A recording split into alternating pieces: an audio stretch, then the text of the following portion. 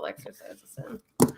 Welcome to another episode of Video Store Rejects, a podcast where we discuss directors' filmographies and our favorite film franchises. I am your host, Cody House.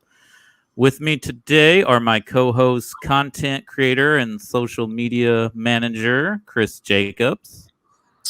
How's it going? And with him is his wife, our research expert and fact checker extraordinaire, Lindsay Jacobs. Hello. And today we have a returning guest. We have Pace Irvin, who has agreed to talk about the fantastical world of Guillermo del Toro in his first American feature and second film, Mimic. Pace, welcome back, and thank you for agreeing to talk about a movie you'd never seen before. Absolutely. It was fun. Welcome, or should we say click, clack, clickety, clack. Clickety clack, yeah. Yeah. So we are doing two director series concurrently. We are doing the fantastical world of Guillermo del Toro and the whimsical world of Wes Anderson. This is our second episode on Mr. Del Toro. And the making of this movie is probably almost more interesting than the actual movie itself. But we'll get into it. But I have to say, if this is considered his worst movie, and I had directed this, I would not feel that bad that this was my worst movie on my resume. It wasn't bad. Again, this was a VHS rental back in the day. So, and I had not seen it since then. And, you know, Pace, you were right. It is pure 90s cheese. Like, the pacing was a bit slower than what I remember. Because we went and watched the trailer on YouTube before we watched it. And in the trailer, it's just so action-packed and fast-paced and scary monsters here and there. And then the actual movie was paced out a bit slower than what I remember, but it was really good. I enjoyed it. I did too. I think the pacing was more like a comic book. Like there were episodes within the movie that you had to follow for plot points, but it was good. And it was very cheesy 90s. Like the science is very vague and very loose. Yeah. And DNA. We'll repeat DNA a lot, and that's gonna like it had lungs. yeah, DNA. Oh my god, the DNA. So That sounds scientific, right? I wonder how many people this is technically their first Guillermo del Toro movie, but they didn't know because no one knew who he was in 1997. Like, Yeah. I saw this movie as a rental too because I'm like, oh, 12-year-old boy, this is a monster movie? I'll watch this. Pace, are you a fan of Guillermo del Toro? And if so, Yeah. what was your first del Toro, or when did you first know his name? Okay, that would be Hellboy. I was trying to go which one came out first. Yeah, Hellboy, because I saw that when we were together in college. So that was my first time watching his stuff, and of course, Hellboy is a classic, and you know, run through the list. Pan's Labyrinth is beautiful beyond comprehension. Crimson Peak is a lot of fun too, but yeah, this was pure 90s cheese, and I just had an absolute blast. And I found the director's cut, so I watched that version. Yeah, we're gonna get into that because both of y'all watched the director's cut. I sadly watched the theatrical cut, but I don't think there's too much difference other than some scenes Get out, he Cody. took out, additional footage that was done by demand of the Weinsteins. I do have one more question before we get into the movie. Pace, did you not see Blade 2 before Hellboy? Oh, darn, you're right. Yeah, Blade 2 came out before that. Yes, so correcting the timeline, yes. Everything's a little timey-wimey, you know. It's like, never know with me. So, yeah. So, little background on this. Guillermo del Toro was extremely in debt before making this movie because he was about $250,000 in debt after making his debut film Kronos, which was highly acclaimed in his native country of Mexico. Won several awards, but didn't catch the world on fire because it's a small budgeted Mexican vampire movie that not a lot of people saw. So he starts writing scripts for people to make money, and all these projects never see the light of day. He apparently was working on a Count of Monte Cristo script for Francis Ford Coppola. Wow. He was working on something for John Landis. He wrote a script for Mephisto's Bridge and came across a short story titled Mimic about a bug that pretends to take on the appearance of a human to attack them. And it was going to be a short film in an anthology series.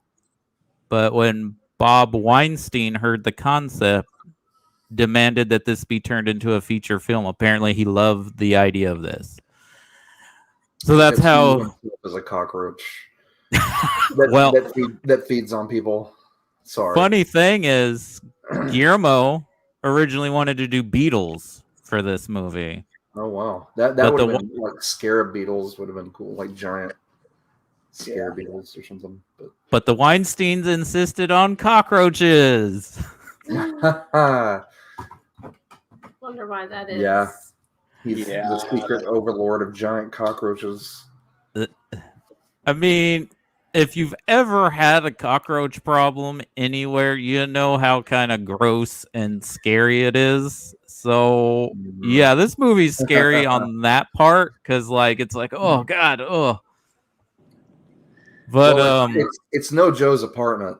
Yeah, I don't think it's as recent. I have avoided that movie like the plague for a reason.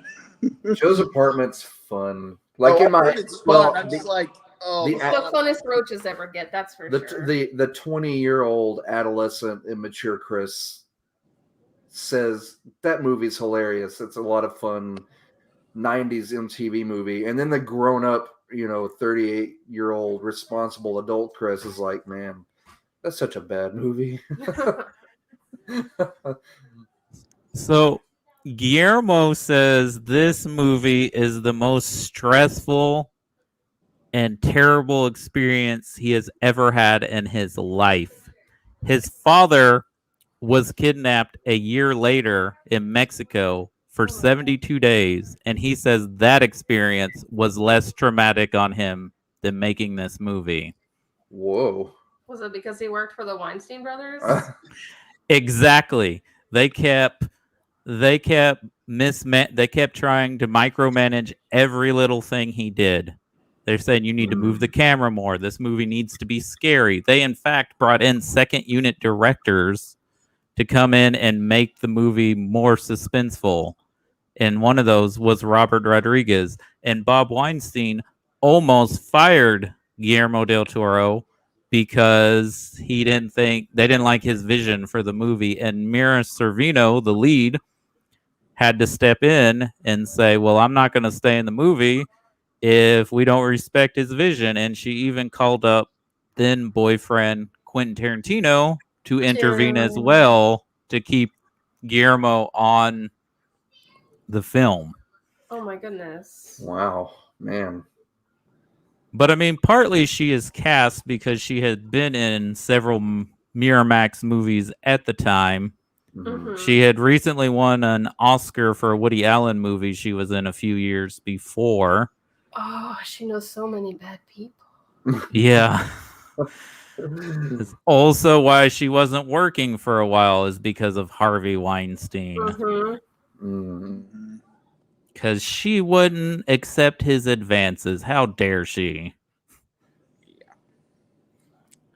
But let's just chalk up another list of things we don't like about the Weinsteins. Another thing they did is that Guillermo originally wanted to cast Andre Braugher as the male lead, the Jeremy Northam part. Because in the original ending, it wasn't going to be so-called as happy as it is. Like, they weren't going to eradicate the bugs. Mm-hmm. So, humanity's still kind of doomed. But his vision at the end of the movie was to have the female lead a African American actor as the male lead, and then a Hispanic child as the survivors, is kind of like the future of humanity, kind of having multiple races and cultures involved. But the Weinstein said, no one's going to buy an interracial couple. You can't cast a black man as the lead. You're going to have to cast a white person. So they said, cast this British guy that's been in some of our movies. And you know another thing he had to argue with the Weinsteins about? That this guy wears glasses. They didn't want him to wear glasses.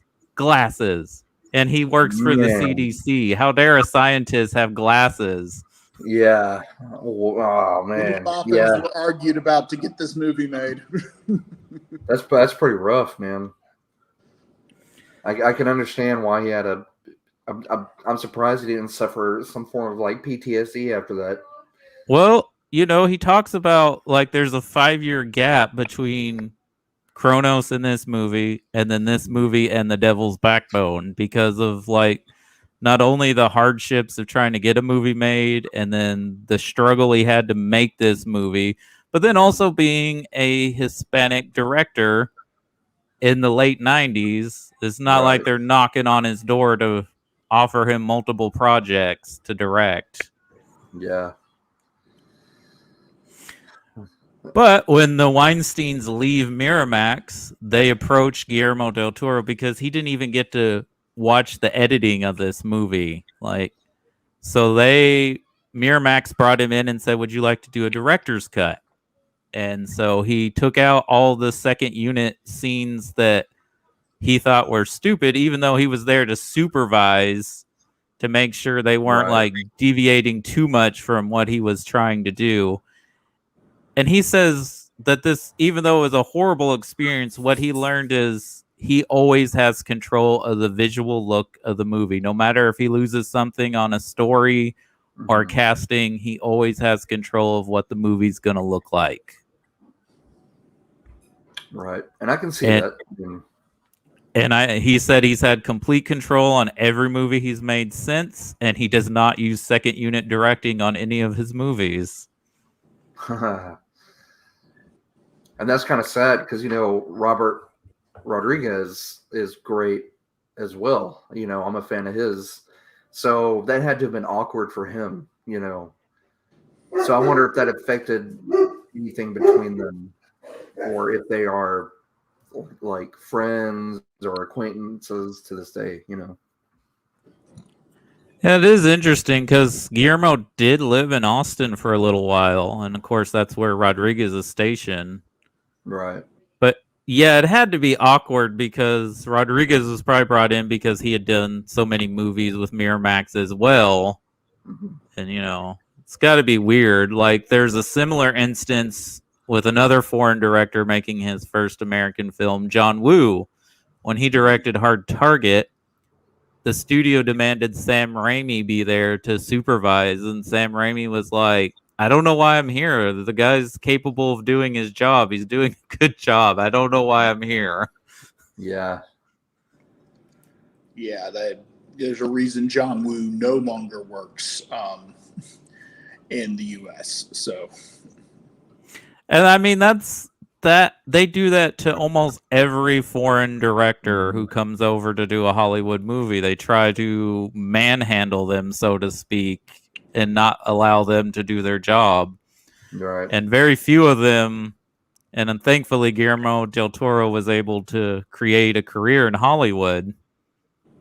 But there's a lot of them that are not. And like Jean-Pierre Jeunet made Alien Resurrection. He has never tried to make another American movie since either. But enough about the background. Let's get into this movie.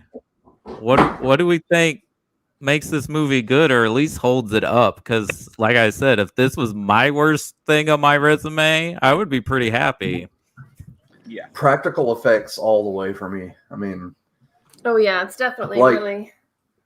The acting is subpar, but it's the practical effects. It's the cheesiness of the story. It's the loose science. There's plenty of goo and gross bodies to dig around. Yeah, in this plenty movie. of puppetry and makeup, and I mean there was some early CGI in there. That Yeah. you could pick up. But for the most part, I mean, there was a lot of practical stuff, and I enjoy that. I enjoy that in movies. Yeah, definitely. I agree that the practicals were amazing, and like within a couple of minutes of me watching, I was texting Cody, and I'm sitting here like, this thing is ugly. The second you see that monster, you're like, oh god. It's like just it is amazing how well they did the effects for that movie, and it was, yeah. I mean, the acting. I mean, I know that there was a couple of moments where I was like, you've got all these great actors, and it felt a little weird that there did seem to be a bit of a disconnect, but that can be chopped up down to a whole bunch of factors. But I think, I think this is honestly, I went back. I had to think of every single one of his movies I've seen. And I think the only two I have not seen are Kronos and The Devil's Backbone. And has he made movies that are definitely better? Absolutely. I mean, Pan's Labyrinth knocks the socks off of this. So does, Hellboy 2. I mean, almost everything I think of knocks the socks out of this. But, I had to say, this was just such cheesy fun. And since I absolutely adore cheesy fun, I think this was my favorite movie of his, because, there's a big difference between, what is the better movie by Kraft and what is your favorite. And this is definitely, I think, my favorite out of a lot, because it's just so cheesy 90s fun. It's like the whole thing ticks off like a 90s movie, and it's just that was such a nostalgic blast. I think that I actually miss that style. I think there was a lot of fun in those movies that you just can't, they're not replicating today, and I think they should go back to, because they were clearly doing something right. It was the denim and the leather jackets. Yeah. and the frosted tips. That's what it was. And shout out to Josh Brolin's mullet. Yeah, right. But don't you dare mention frosted tips again. That thing should be left in the grave of the 90s and never returned. So you guys talk about the acting not being up to snuff. I would argue there are two actors, maybe not great performances, but they're doing their roles with what's required. And that's going to be Charles S. Dutton, who's a great character actor as the subway security guy, and I forget how to mention this actor's name, Giancarlo. He's the inspector in Hannibal. He's in Casino Royale, Man on Fire. He's the shoe polisher guy, the dad of the little kid. I guess he's the dad. The thing is that there is absolutely zero way he is capable of producing a bad role. That man is genius. And I think that he's just, I don't know, maybe they were like, you're not just have fun, whatever. I don't know, but he and Dutton were both really good. But let's shout out to that kid. That kid was really good. Mm-hmm. And another staple of Del Toro's directing style is we often see these nightmarish worlds through the eyes of a child. And I mean, that's practically what this movie starts out as. How did you guys feel with like a epidemic at the part of the movie when we're like living in a pandemic right now? I was gonna say, man, that part right there is really relevant. And then there being tons of cockroaches, there's that. And, that part really hit, and then it kind of went into the buggy part of the movie. But yeah, I really misread the trailer on this. Watching it, I thought it was gonna be. I didn't think that it was gonna be so bug centric. I really thought it was gonna be like an illness or a phenomenon that spreads to. I thought it was gonna be an army of like bug children who are like pretending to be children. I don't know why that's what the trailer made me think it was, but Christopher was watching a part without me, and I thought he had turned on some like CDC announcement or something because they were talking about all these kids getting sick and what we were going to do about it as a community. And I was like, oh, okay, I guess we're watching the news now. I'll give another shout out to another actor. He doesn't do much in this movie because he's not given much, but he does what he can, and he's just an incredible actor. And that's F. Murray Abraham, which I guess is he like a scientist or? He's a mentor. Yeah. He's the mentor at the whatever university or lab they work at, and he's another one of those actors. It's like when he shows up on screen, it's like, yeah, this is just really good. But yeah, texting with Cody, I was like, oh, it's a young Josh Brolin. Here he goes. Yeah. Go ahead, Chris. Oh, I was gonna say I noticed a lot of similarities too with the religion aspect of it. Like if you like with Kronos, we were watching Kronos a couple of weeks ago, and I noticed. I don't know. That's because Pace, you haven't seen Kronos, but there was a lot of similarities between Kronos and this, like with the grandfather and the child, and there being bugs, like because in Kronos that's a Guillermo del Toro admitted a fetish for bugs, so he has very Lovecraftian. He said fetish, so that's on him. I'm just repeating his words. Yeah, but it was very Lovecraftian. But I again with Kronos, there's like this. I don't know. It seemed like there were underlying messages that dealt with evolution and religion, like clashing. I don't know if he's a practicing Catholic now, but he was raised Catholic, and there's a very Catholic heavy culture in that country, right? Where he grew up. He does use religious symbolism and uses that a lot in his films, and uses it to explain struggles and all that. So it was like this bug was hibernating. He was going in and out of this Korean church, and there were a lot of broken statues, and the fact that this blasphemous creature would be hibernating in a church, But wasn't the church a front for a? Yeah, it was a front, but there was still a big glowing cross on the front, and there were broken statues. Like there was the that are conveniently wrapped to look like creepy bodies for the rest of the movie. A crucifixion that was knocked over, and the head was off of Jesus, and lots of it felt very like this creature was living in a blasphemous place, almost it was desecrating it. That's what the grandpa says. Yeah, he does. Yeah, okay. He's like, yeah. Another reason that we see a lot of like similarities between Kronos and this is that part of that grandpa was written for the lead of Kronos. But he couldn't. His English wasn't clear enough, I guess, for Miramax, so they had to cast someone else. And they sound so similar. We were confused for the first part of the movie. Yeah.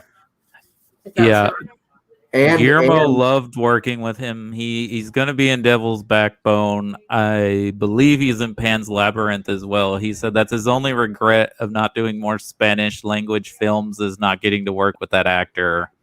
Oh, wow. But you'll notice the bug went for her hand, like in Kronos too. Like it attached to the palm of her hand. She had to pull it off. Was that in the theatrical cut, Cody? Yeah. Okay. It was.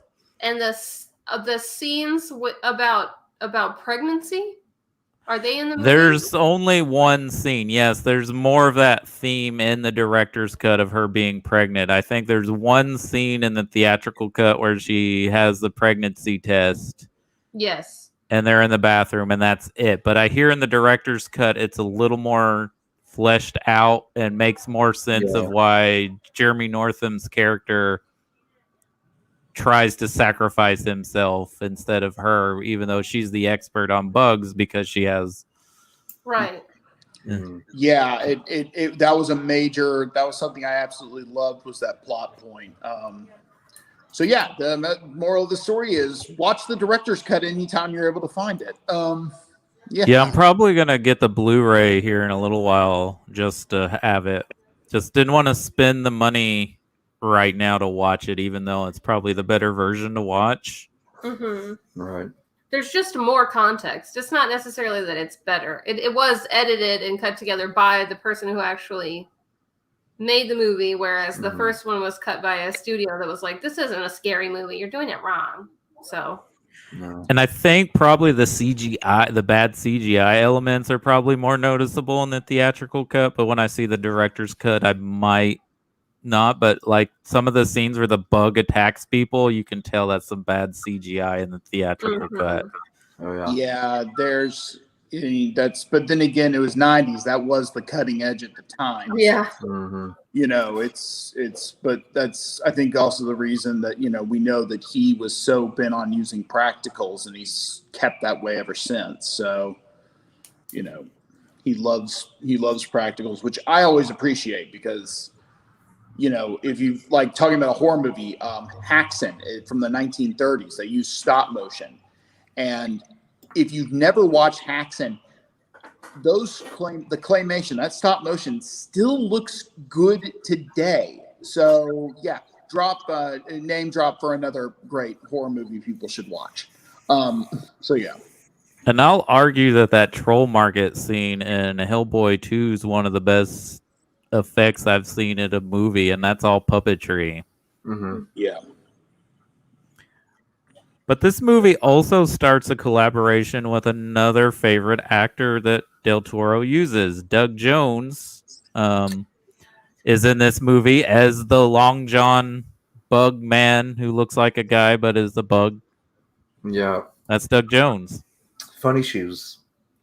Mr. Funny Shoes. Doug Jones should be in everything. Yeah. I mean, he's in more things than you think. He's in most things, but I think we should let him be in everything. That dude is 60 years old. And is he? Wow. He is in his 60s, and he looks no older than 40, maybe. Like 40 and like straight out of a P90X program. Yeah, that's what he like, looks like now, except like a million feet tall. Well, you know he's a contortionist, right?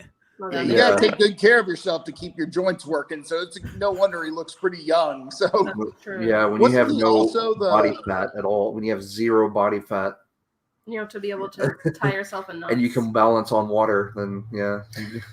Wasn't he also in The Conjuring 2? Wasn't he that weird, creepy creature with the long, gangly arms and everything? Wasn't he that thing as well?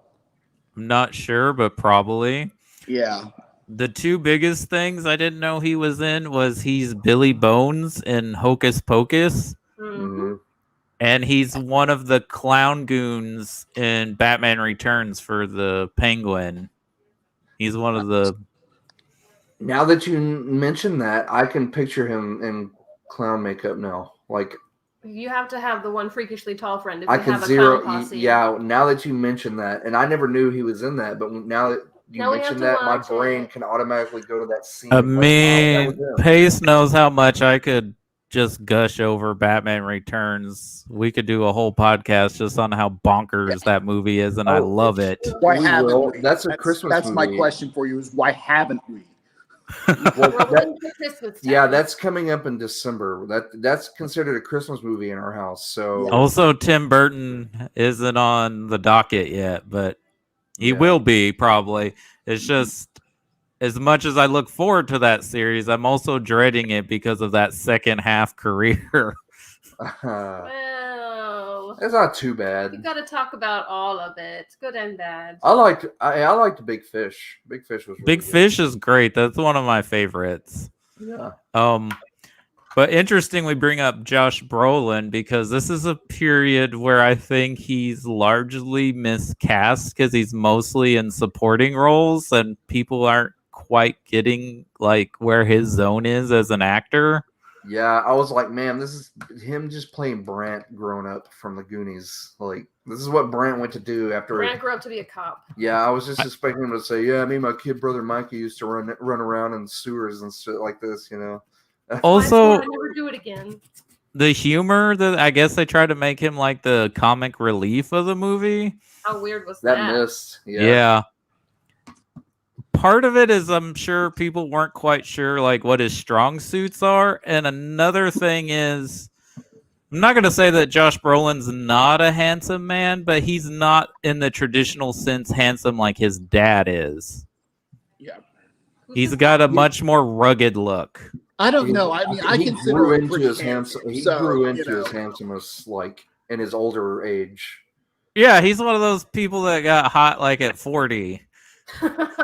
Yeah. His glow up was slower. He's got Benjamin Button disease. Oh, Pretty no. much. Or, Yeah. or, you know, it's like, yeah, but he's, you know, like, if you keep this up, somebody, I'm going to have to start mentioning Tom Selleck. Oop, I just did. Yeah. No, Tom Selleck's top tier, man. It's that mustache. Yeah. Probably the only man in the world that can pull off just a mustache and shorty shorts.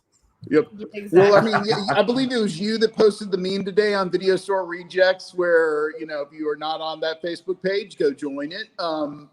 Thank you. Thanks. Yeah. Yep. Short shorts, man. I got to make a comeback. Yeah, definitely. You gotta bring them back. As I an own a individual. pair. That's I an own a individual couple pair, and choice. they're jean cutoffs, man. So I'm gonna bring them back. And I would argue that Josh Brolin, really, they don't get Josh Brolin until like his boom in 2007 when he's in No Country. That's You like know, when That's when I noticed his reemergence into film was in No Country for Old Men. And I was like, man, that's old. That's Brent from the Goonies. You know, But before he- that, he- I but never- he'd been working for the whole 20 years in between. It's just I that he know, was but getting he was- these supporting roles that weren't quite right for wasn't he in him. Hollow Man with Kevin Bacon. Yeah, he's in Hollow Man. He's Yeah, he's in Elizabeth Hollow Man. Shue's new Yeah. boyfriend. Again, he's a side character. You don't really see. I mean, he's there, but he's not Kevin Bacon. You know, Yeah, another great Invisible- 90s. even- Another great 90s movie. even Invisible Kevin Bacon is more interesting than Visible. Visible Josh Brolin. Invisible Kevin Bacon's also a horrible person.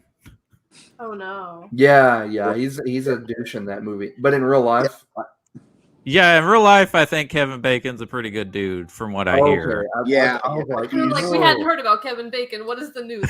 It's like, oh Oh, no, yeah. not another one. Yeah. That's what I was thinking. I was like, oh man, I know there's a lot of douches out there, but not another one, not him. Not the man with the Not most delicious Kevin. last name in the world. Six Yeah. women have accused Tom Hanks of being nice. Yeah.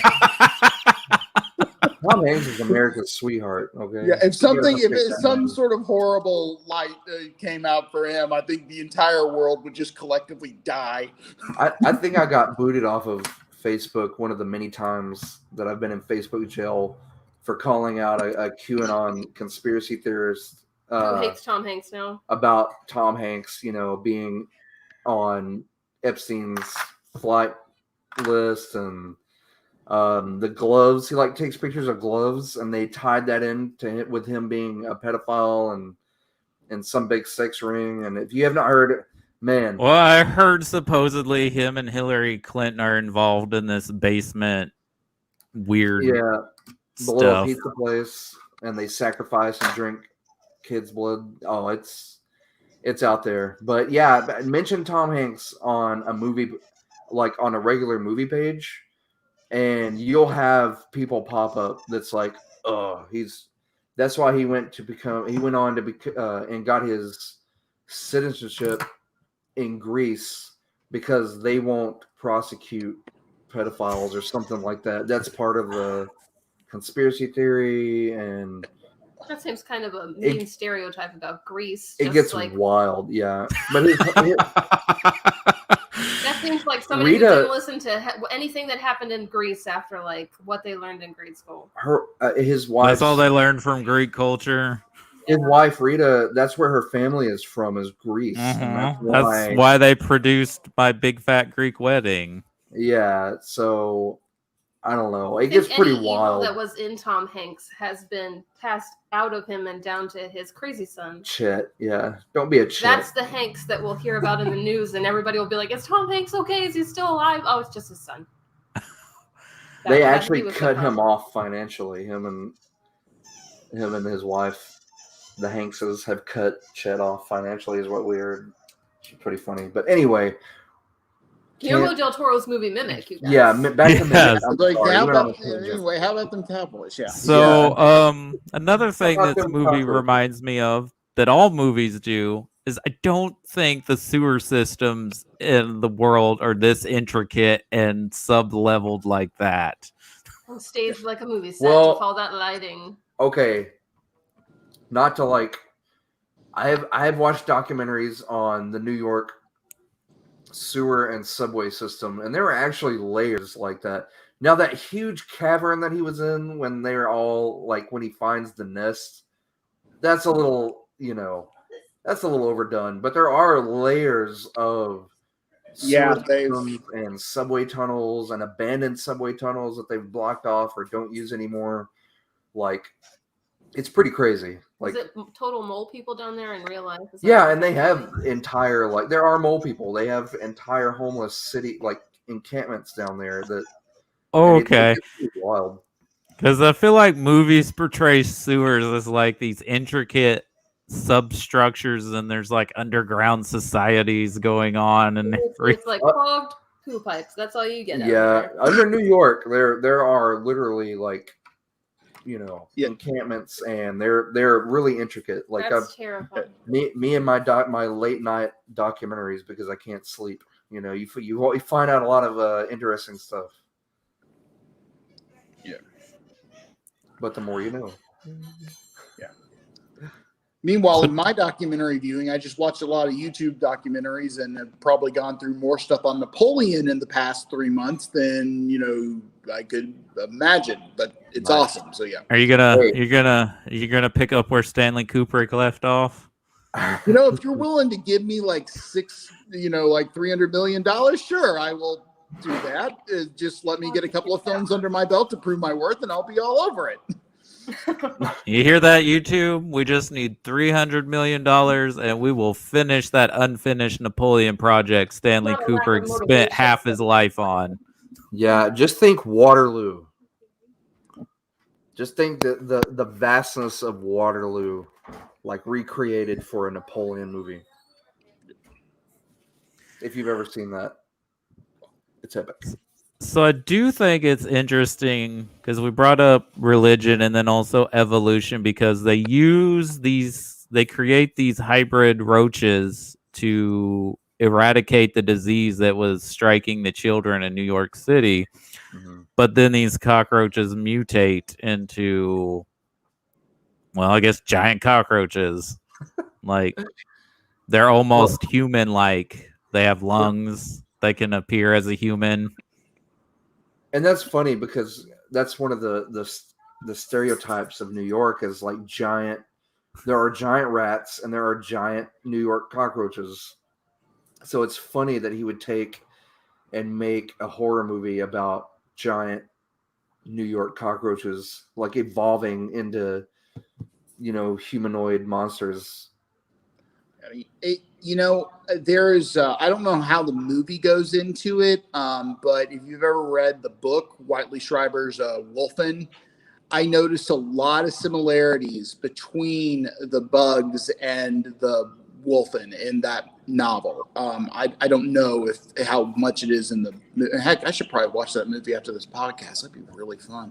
It's Albert Finney, right? Yeah, Albert Finney. Apparently, Hoffman wanted the role, but they wouldn't give it to him, and they put Albert Finney instead. He worked for years to try to get that, apparently, and they just Oh, wow. let him. That's the story I've heard. I don't know if it's true or not, but it's an Albert Finney movie. I hear it's pretty good. Just haven't had a chance to watch it yet. But the novel, I just noticed similarity after similarity after similarity, and it was just, that was a lot of fun right there. I would not be surprised if Del Toro is a fan of that novel or at least that movie, because we know the man loves his monsters. Yeah, that's probably the most fascinating take on werewolves ever.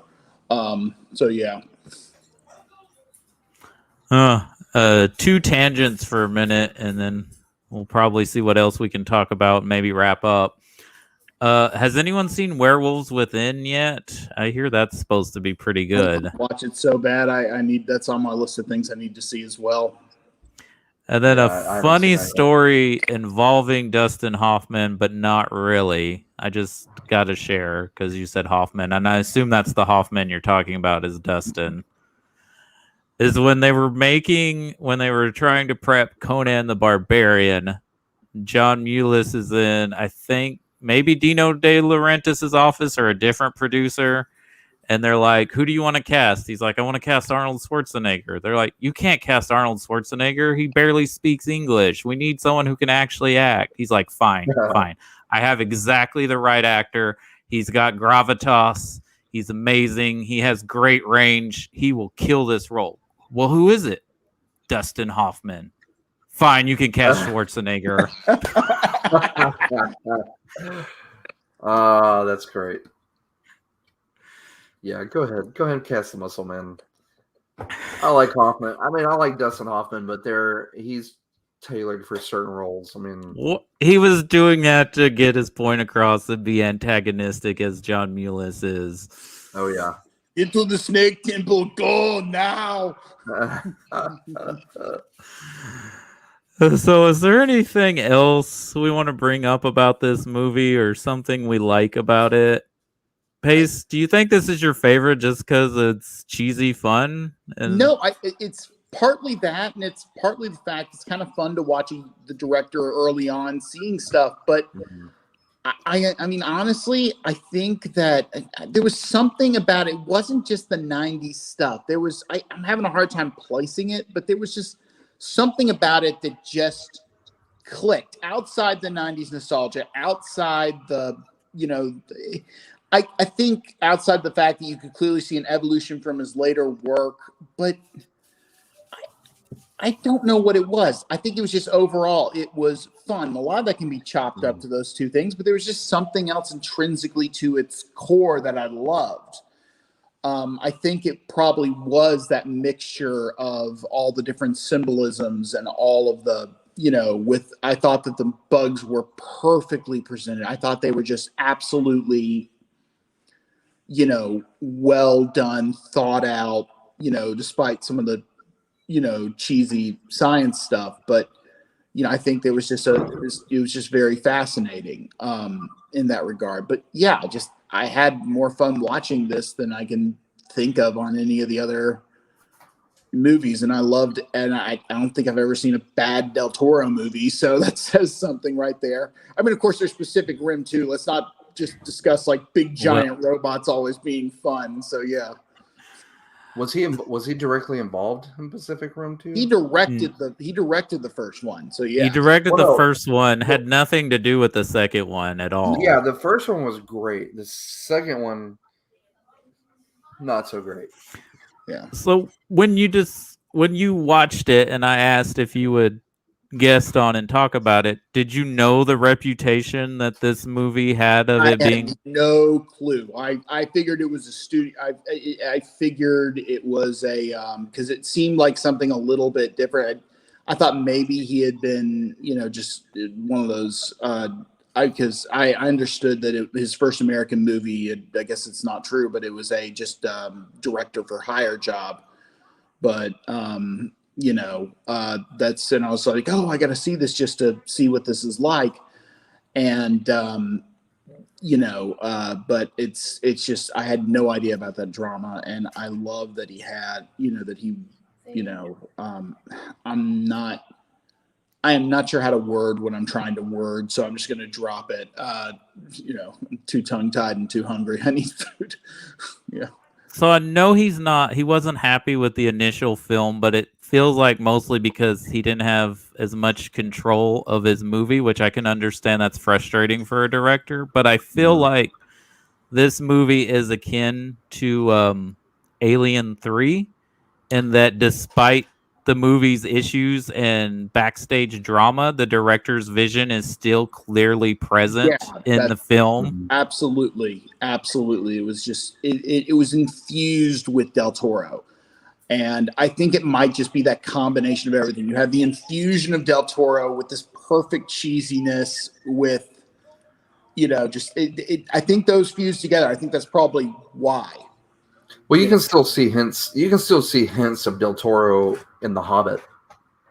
And especially that Yeah. first one. Yeah, with the first one, you can still see hints of Del Toro, which I'm one of the people that like. It would have been interesting to see, but I'm glad that Peter Jackson took it back. I still want to live in a reality where we have that movie. I want to see what he would have done with the material. Yeah. I do too. Especially since Jackson wasn't that enthusiastic to return to the director's chair. Well, he wasn't, but I like.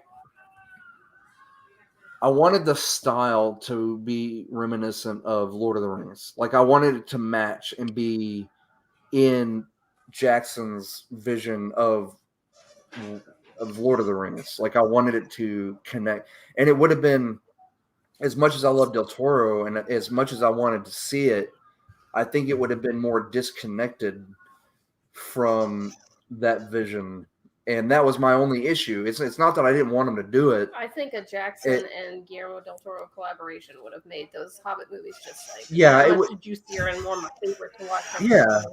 Well, they also have two different schools of thoughts because Jackson's all about, advancing the technology as far as it can go, and Del Toro is more of a practical guy. But wouldn't those practical effects just like polished Middle Earth so much, made it feel more real? Yeah, like those the goblins and the trolls and everything, they would have been like disgustinger and less CG blobby. Does that make sense? If we're on the Hobbit, the one thing I don't know if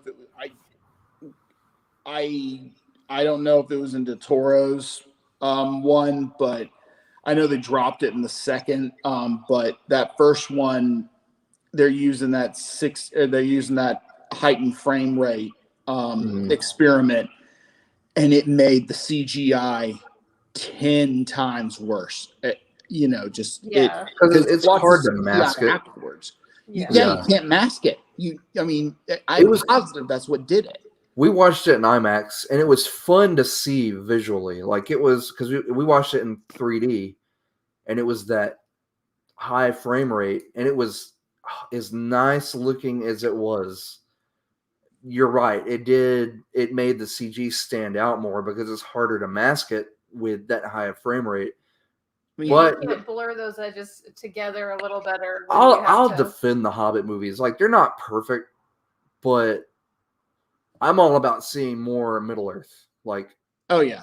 I'm all about Middle Earth, man. If I get to see more of it, even if the stories are a little drug out, a little further than what they should be, and there is some tweaking in there that I may not like as much, it's still Middle Earth, and I still love the stories. I love the music. I love the settings. I love the characters. I'm excited for not only the War of the Rohirrim anime coming up. It's going to be a theatrical movie, but the Amazon series, which if you saw the pictures released, looks gorgeous. So I am totally excited for that. Not to mention they're pulling the Wheel of Time out as well before that, and I am so. The Wheel of Time is the single greatest set of novels I've ever read. They are amazing. My dad has every one of the books and has probably reread it as much, if not more, than Lord of the Rings, like Tolkien stuff. Oh yeah, he's read the Silmarillion, like all of his other works. So he's a big fan, and I have not really delved into the books. I don't really know the story that much, but I'm going to be acquainted with it more before the series because I'm excited about it. Yeah, but that Lord of the Rings series, I am like, I don't think I've been more excited about anything coming to TV than I have about this series. Like I am totally there for it. I'm so excited. The fact that they're like, it's sad that it's Amazon because I hate Amazon like as an entity, but I don't think they're going to Game of Thrones it. That's my apprehension about. They do not need the games. I'm sorry. Lord of the Rings, we could get into that, and that could be a whole huge other issue with the sex and the nudity. The nudity, I'm not so I don't have so much of a problem. It's if they sexualize it like they did in in Game of Thrones, which was not okay a lot of the times with the rape and stuff. Well, but that If- was if they- closer if to they the do source that- material than it would be for Lord of the Rings. Yeah, if they Yeah, do Yeah. that, Tolkien would be rolling over in his grave if he Because did they that. don't himself up. need to do that. We don't need it we don't need it to push the narrative of the story. It's not in there, and it's It not would be gratuitous like- and like off-putting. there's nudity in the Silmarillion and the Lord of the Rings and stuff like, but it's not sexualized like it is for those. I don't think that's gonna happen because I don't feel like they're gonna do that just because of the popularity of Game of Thrones. And one, it's on Amazon, it's not on HBO. I mean, Yeah, that would be right. more my Well- afraid if it was on HBO because for One of the- decades HBO's had that reputation. We can Mhm. have all the nudity and sex and cussing because it's HBO. HBO and Well, Cinemax, as long as they don't pull what they did with The Witcher, because I loved The Witcher. I absolutely Cavill as Geralt was just the absolute best casting.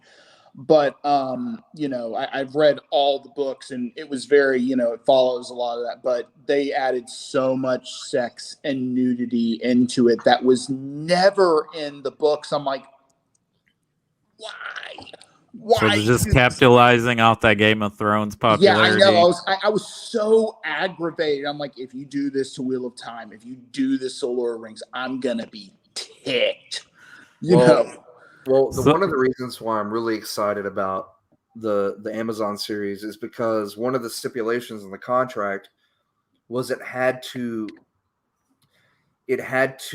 respect and eventually like tie into Jackson's Hobbit and Lord of the Rings. It's set in the same story, like the same Jackson verse for these movie. So everything that we see is going to be canon, I guess, for the Hobbit movies and the Lord of the Rings. So they're going to respect that, and it's going to be set in the same Jackson verse, which I'm excited about. Like they're involved with Weta, and if I'm not mistaken, they're shooting in New Zealand. So Yeah.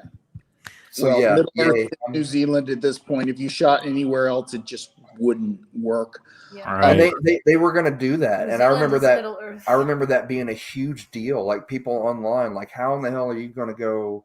Like it's not called New Zealand in New Zealand anymore.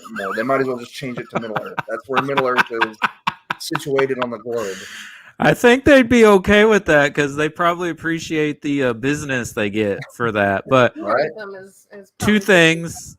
The Hobbit movies, yes, are they overdrawn? Is it overuse of CGI? Probably. But it's still nice to be in the world of Middle Earth, and they're not going to be as good as Lord of the Rings, but I think they're They're pretty fun. decent movies. And then the most TV show I think I'm excited about is finally getting The Sandman adapted on Netflix. I'm pretty Ooh, pumped for yeah. that show. So here's a question for you: what would happen if Del Toro directed Sandman? Oh, he was involved at one point with that project. I don't know if he was going to direct, but he was involved. I mean, we could do an episode on all the things everything he has been attached to that never happened. I know he regretted not taking up the Dark Universe thing after watching. It was like, oh, I should have taken that. I wish he had. I wish now they would just come back to him with like a couple of $1 billion, slap it on, and be like, fix it. Yeah, because I think he was going to cast Ron Perlman as Swamp Thing and Colin Farrell as Constantine. Oh no! That would have been fun. I didn't mean that. I meant the Oh, whole you mean Dark the Universal Dark thing, Universe. Monsterverse thing, where they, not Dark Justice, Dark Universe. Oh, my bad. I'm sorry. Yeah, I mean, I still haven't seen that. I would have loved to have seen him do that, but they didn't like his idea for the Creature of the Black Lagoon remake, which became Shape of Water. Yeah. It was, Oh yeah. We haven't seen that all the way through. oh yeah, Well- you're right. That's another one I haven't seen of his that I need to I don't know, watch. fish yes, it's sex very is not good. It's a very good movie. Is it good? Like Yeah, It's a good movie. Okay. I Yeah. stand by I'm that. sorry. Put aside your anti-fish bias for long I'm a enough to huge enjoy I'm a this huge movie. BPRD fan, and all I see is Abe Sapien. Like, Well, it is Doug Jones. yeah, like I just see an Abe Sapien movie, which would have been a good prequel if they had. Well, you tied know, it they in. were developing one of those before they ended up with the reboot. This makes me think that was like, hey, we're gonna make an Abe Sapien spinoff. Let's do this, and then it was like, never mind. It was like, oh well, Shape of Water. Well, he'll get boned, and like they'll have. Well, I fish mean, baby. he did have a romance in Hellboy too, but no, the bones of that movie was originally going to be a remake of The Creature from the Black Lagoon. Okay, kind of makes sense. Yeah, there's a lot of there's so much stuff. You can always see hints in his work. You can always see the love he has for other stuff. Just the respect for the craft and the respect for the genre. I mean, I think that's why Crimson Peak was so amazing to me. I think that's got the best effects out of every one of his movies I've seen, because he did all of those practical, and you would have never known because he's just that good at masking it. Yeah, I would agree. The effects in that are amazing, and it's a shame they poorly marketed that film It because should have been marketed the heck out of it. they marketed it as a traditional horror film, and it's a gothic romance in vein of like an Edgar Allan Poe story. It's like Edgar Allan Poe meets Rebecca, and another movie that everyone should drop everything after this podcast is over and watch. The Alfred Hitchcock version, right? I've not seen the remake, which I heard that doesn't exist. That does not exist. No, not that. It's like is that because it's bad or because it has Armie Hammer in it? Let's put it this way: even before all those horrible things came out about Armie Hammer, the fact that you would cast Armie Hammer in that role is not correct. A, not British. B, a cannibal. Yeah, I was like, look, I can see why they casted him before all those unmentionable things came out. Yeah, I can see why they casted him, because he is very Olivier handsome, but he's not. He fits the mold, but why? Why would you cast him when there's a million other better actors out there you could have cast that would have done a much better job?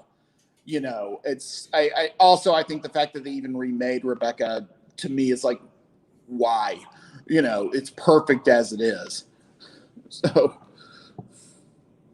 yeah, but, it's a shame he turned out to be a terrible person, though, because I always thought he would make a good Batman.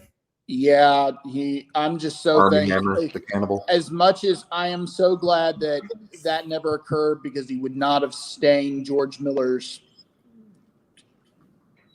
afterwards. It would have ruined what would have probably been the best George Miller movie of all time. From everything I've understood and read about the script, it was just bonkers amazing. It was what you wanted in a comic book movie. So there's tragedy in that, and also they lucked out. It's like now watching all those Kevin Spacey movies. You can't. I just watched Baby Driver, and it was good. Yeah, I somehow I'm going to work my way up to seeing that. Hey, that might be okay. Might be a little triggering for me. I'm a music buff. Now you just look, Kevin Spacey, just again push him kind of out of the way. He does play a decent a-hole in this, and then he is a decent he dies at the end. So you're like, okay, cool. Yeah. But I'll say, I'm a music buff, and the way this movie was awesome. I really enjoyed it. Like the music, the way the music was played into this movie was probably my favorite part, and it's the way it was like the way that Wes Anderson plays music into his movies with scenes. It was very well done. So I highly recommend it. Like I'm a fan of that movie now. But it's almost a musical the way Wright orchestrates exactly where to drop the music into the movie. Yeah. Right. I'll say, just we keep talking about all these things. It's like, I have to see somehow. I hope before I want to see a high fantasy movie by Del Toro now. I absolutely want to see that. But with the entire list of projects he has, I mean, he keeps a busy plate. I don't know what he'll end up doing, what he won't end up doing, but that would be amazing. I'd love to see that. I'd love to see him return to horror in another, great way. But desperately want him to adapt at the Mountain of Madness, and I thought he was going to finally crack that after winning the I remember Oscar. him saying, "This is pretty much my last chance if it doesn't work out."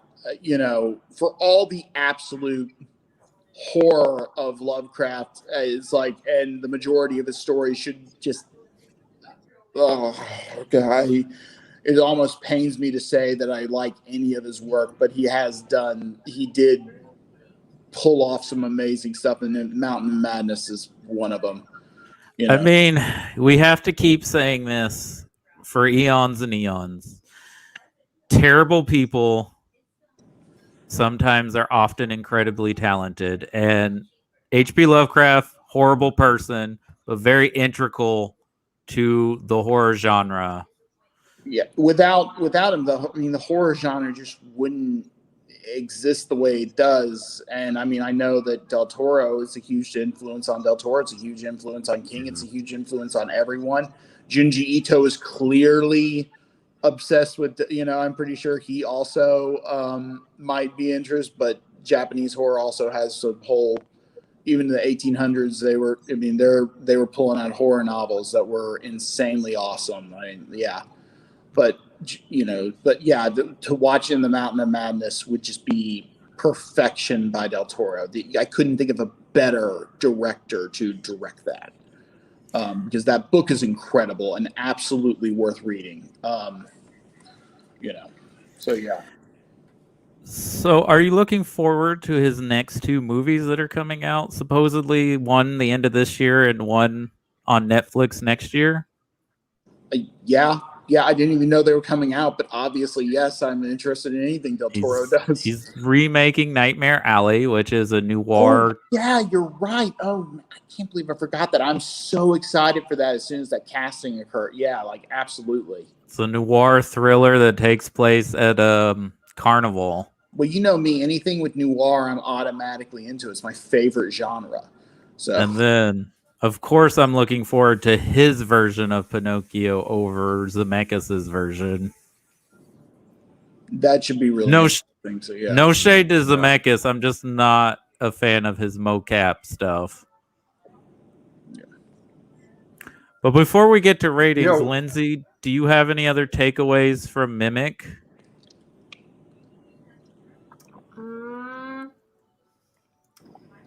Like I said, I totally misunderstood the trailer. I didn't realize it was going to be this buggy.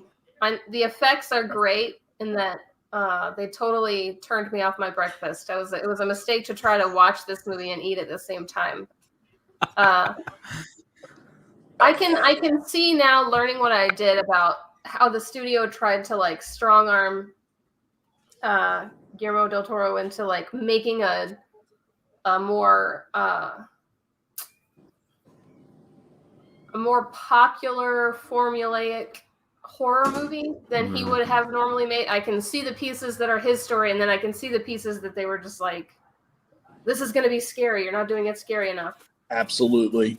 The fact that the two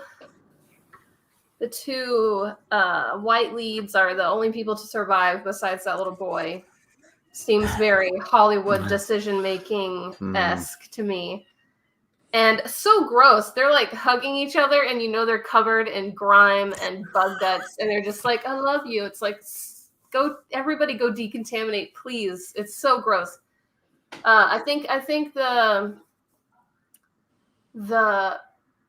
male lead that plays the husband character to Mira's character, isn't his character's name Peter Mann?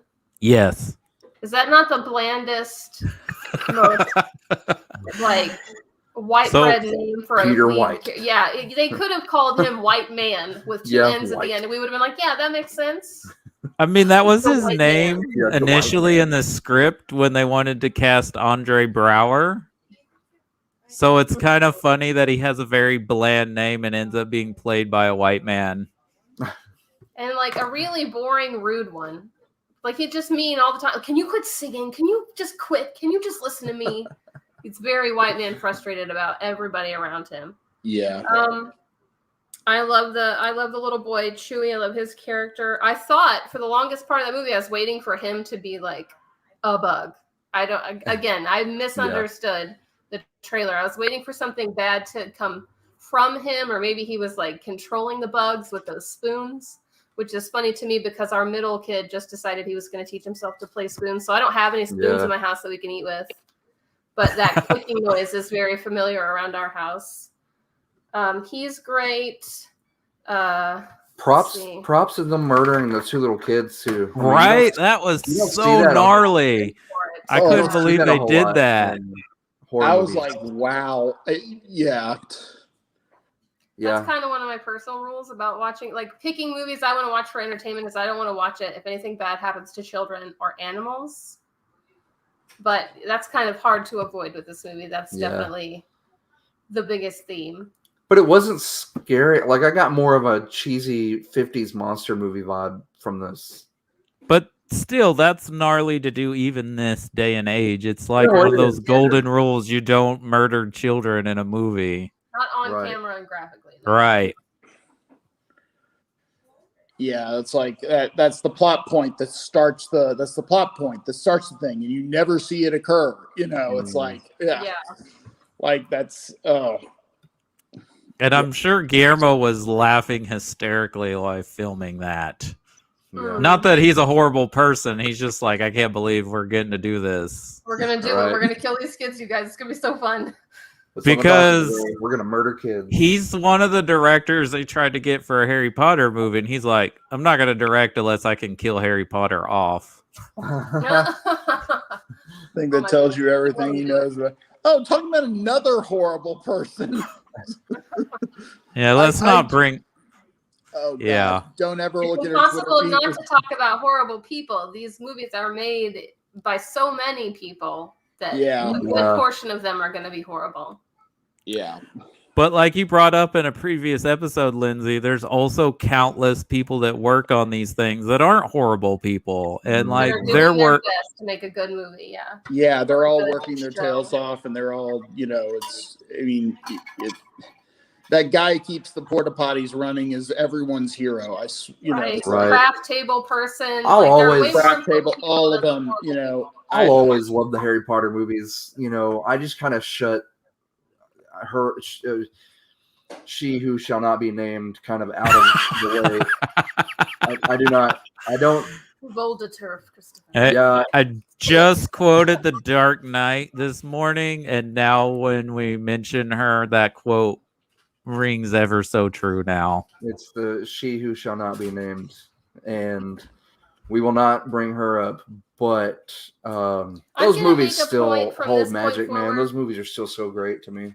I feel like such an imposter being called a researcher. I'm gonna start looking up the names of the people who were doing like the real hard jobs, like craft table and like logistics, and the people who are just like, I'm just trying to do good makeup and do good gooey bug guts or whatever their job is. We should find that dude. We should look up the craft table person from 1997 and call and look him up on Facebook if he's still around. Like, you know what? Thank you for feeding these people back on that movie from 1997. They'd be like, you know what else? Absolutely. Like you can't make the movie without the hundreds and thousands of people who work on them and those small roles that don't even get the name on the credits. Right. And it's like a random person. Thank you for holding Pace. I heard this from another actor, and I know you've worked on some film shoots. Tell me if this is your experience too. This actor who has his own podcast called Blank Check, Griffin Newman, and it's similar to ours where we talk about directors and all their movies. He said sometimes the most interesting person on set are like those 50-year-old crew people, like that are just like a grip or an electrician or something. Like they have the most interesting stories. Oh, they're the ones you hang out with because they have all the stories and they have all of the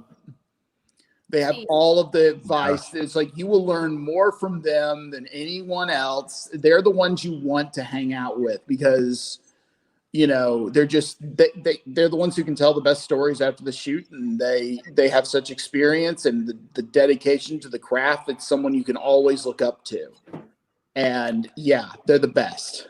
And it's like that 50-year-old dude just playing with electrical tape, smoking. He's like, yeah, I decided to be a grip at 35. Yeah, that's what I do now. I mean, I went to a thing in college that they were doing it in Dallas.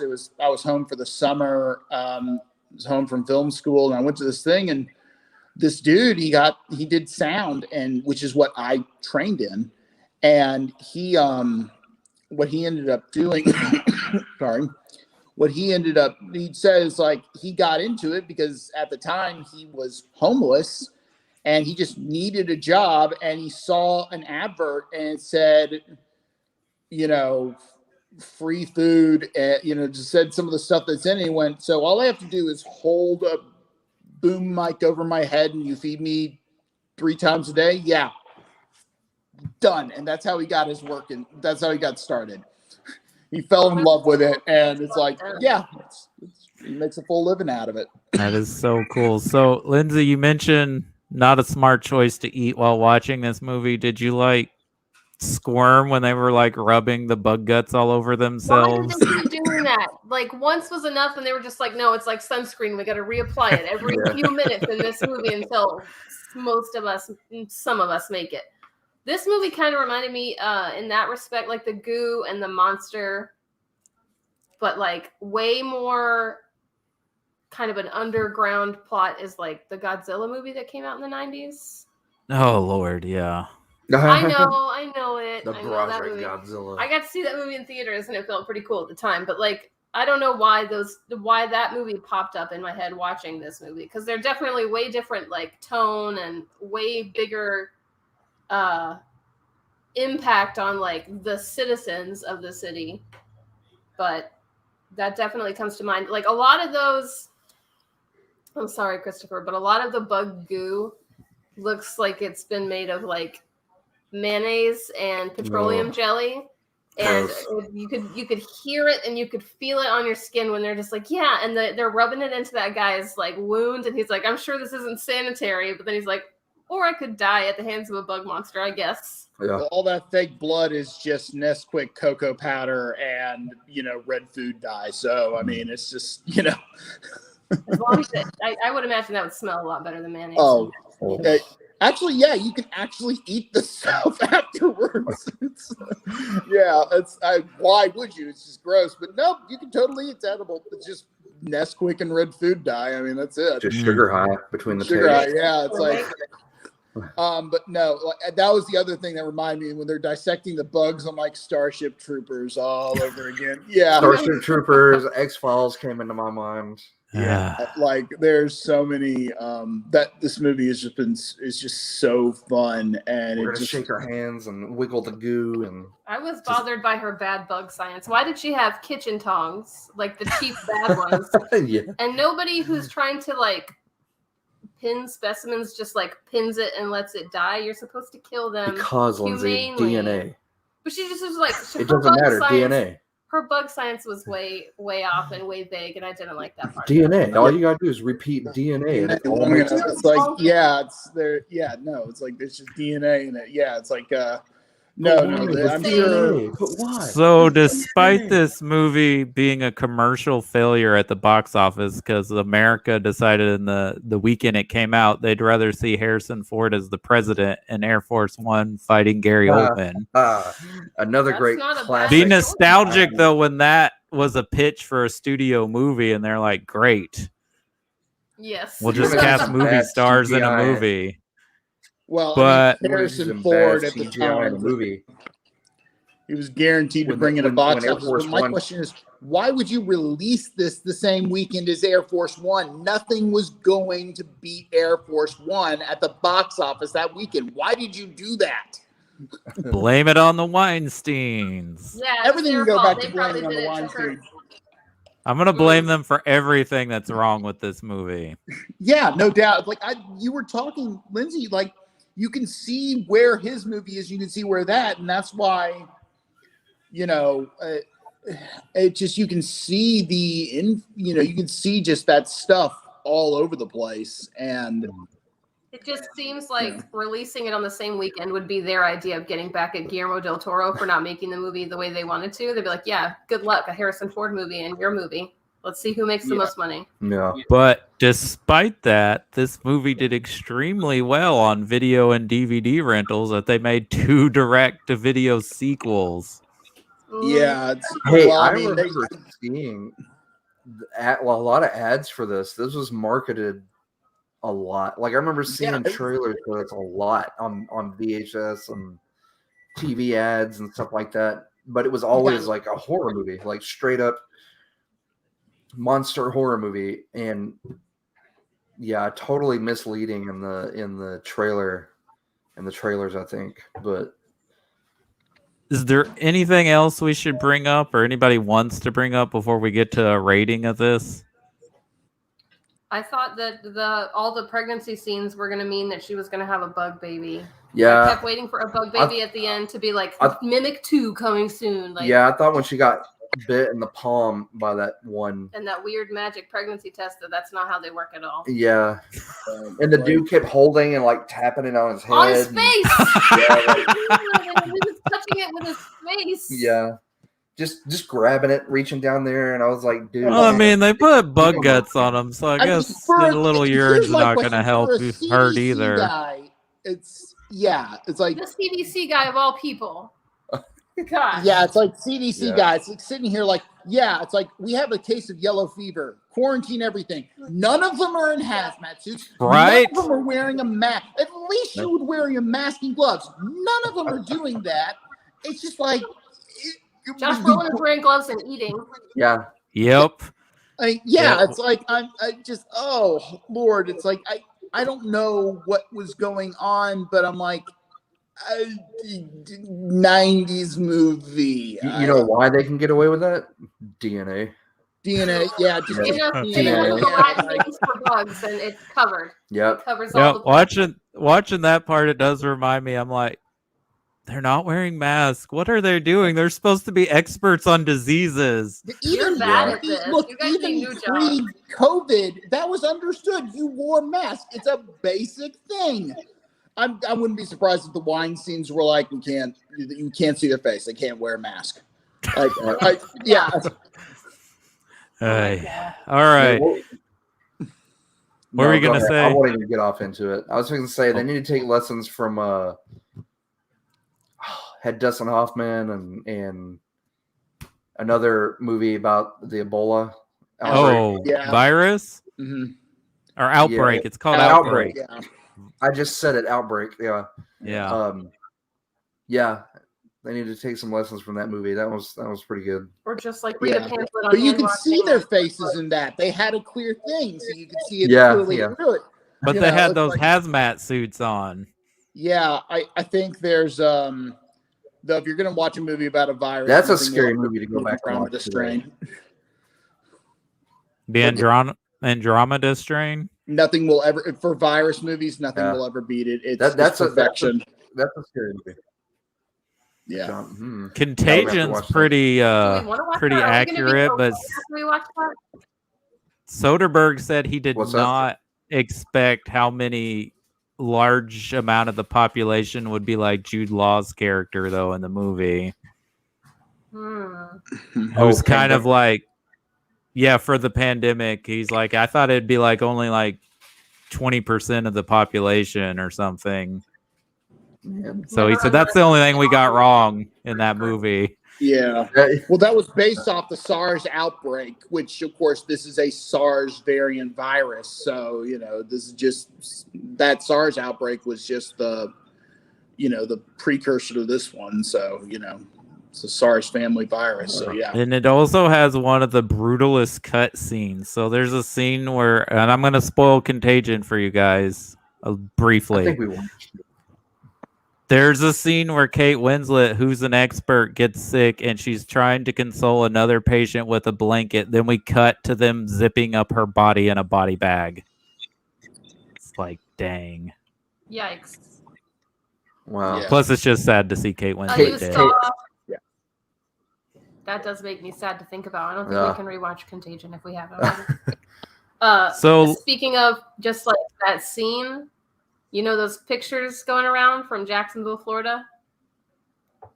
Going around today specifically of those people just like lying on the floor in paper gowns in that library that's supposed to be where they're getting like Regeneron treatments or something. Mm. That sounds similar to me. So I don't know if we can watch all these. Yeah. How many I- things? may I've not been be the thinking right about time to these, watch these like- type of movies. Yeah, there was this moment the second the movie started and they're talking about this plague. I nearly wanted to text you, Cody, and be like, "Really?" No, just Yeah. I wasn't gonna do it, but I wasn't gonna do it. But there was part of me that was like, "Really, Cody? Really? You're doing this to me right now? Like, what have I done to deserve? What did I do to tick you off?" Nah, it was. No, thing is, the only movie we didn't have a guest for. I'm sorry. This was, this movie was so much fun. You absolutely should watch it. I loved it. All right, so our ratings for Guillermo del Toro. If we absolutely love this movie, we're gonna say it was fantastic because he loves the fantastical. If we enjoy this movie, we think it's pretty much a good film, solid. We're gonna call it a delightful creature feature. If it's a deep dive, something that's a little more obscure, only for fans or cinephiles only, it's a deep dive.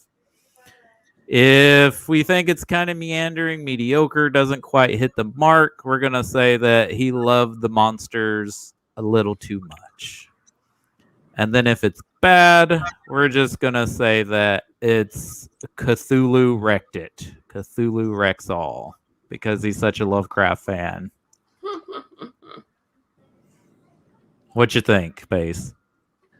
Okay, that filmmaker part of my brain is saying to give it a G, give it the rating below fantastic. My heart is saying give it fantastic. I'm going to give it the rating in the middle of Godzilla is fantastic. Of course, and we should all kneel to Gojira. Yeah, absolutely. Absolutely. There's a little bit of Godzilla inside all of us. I love that meme. But no, this is a great movie and it is absolutely worth watching. So yeah, it's just fun. Chris, Lindsay, what you guys think? I will go right below. It's not bad, and it's not a deep dive, but what was the one right in between there? I'm sorry. Delightful creature feature. It's a delightful creature feature. Like it's not.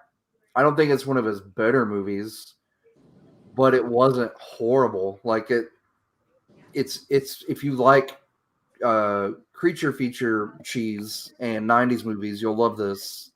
The practical effects.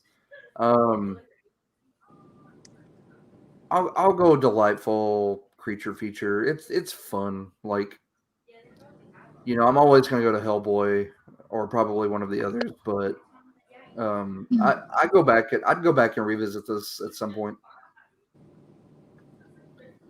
Is that your final? Yep. Okay. So I kind of agree with that. I think that the monster is great. I have some issues with like the bug science. I feel like that's probably a Weinstein problem. We could say the Weinsteins wrecked it all, but I really don't think it's that bad of a movie. Even Cthulhu's not as evil as the Weinsteins. That's right. Even Cthulhu's like, I have standards, guys. Come on, there's lines. But I think it was a really good monster, and I feel like the cockroach part was like shoehorned in, and the whole New York thing was shoehorned in by the Weinsteins. I think the creature should have been more like, it was more mantis-like than roach-like. I feel like roaches, there would have been like more creepy crawly, like bugs in your shirt and stuff type scenes if it was going to be like that.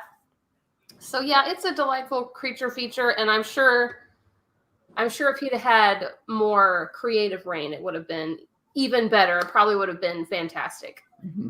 Yeah.